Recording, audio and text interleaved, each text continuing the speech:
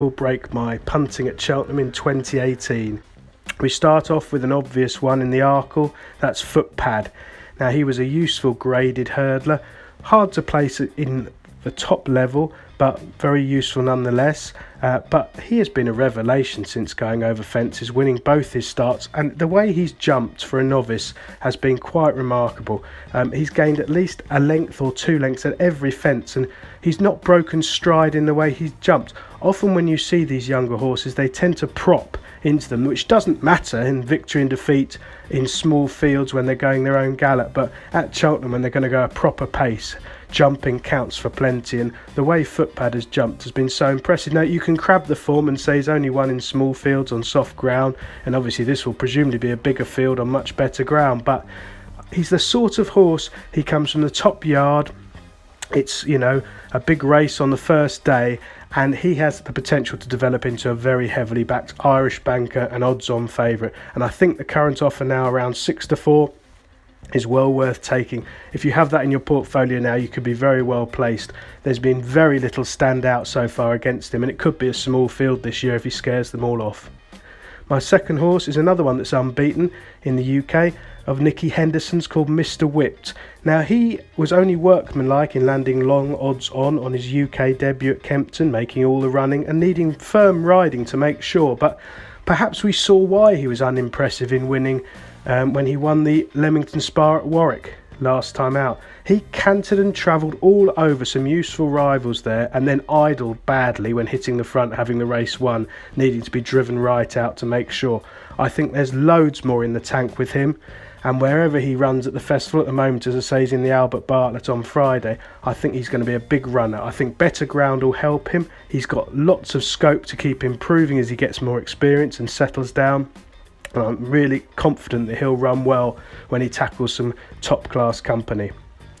The third horse on my list is a horse of Colin Tizard's called Elegant Escape, and he's been penned in for the 4-mile National Hunt Chase on Tuesday. Now the stable has had something of a stop-start season. In fact, they had 36 losers in December, which is obviously was a cause for concern, but probably pretty typical at that time of year for them to go fairly quiet, and things are a bit more encouraging now. This one's got excellent form at 3 miles since he's gone over fences this season with Black Cordon, who's a horse I must admit I've got completely wrong. He's not stopped winning and not stopped improving, and Elegant Escape's been mixing it with him over 3 miles, looking a complete and thorough stayer. All he does is gallop, he jumps really well.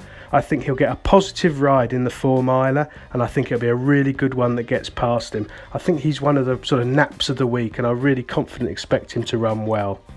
Our fourth horse is a darker one, a Nigel Twiston Davis trained handicapper called Ballyhill.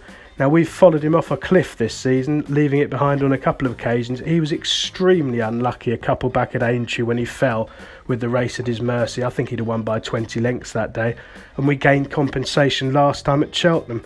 Now the key to this, he's gone up in the weights for winning that, and I think people will probably want to oppose him because I think, well, he wasn't that impressive, he didn't win by that far, he was all out up the hill, and he's much higher up the weights now. But when you watch that race back last time, for him to win, it was a remarkable performance. He pulled really hard, which is not unusual for him, and when he made his ground up, he came 6 wide into the heat of the race, and I was amazed he sustained the run up the hill to get things done. There's loads more to come, and the key here, this will be a huge field.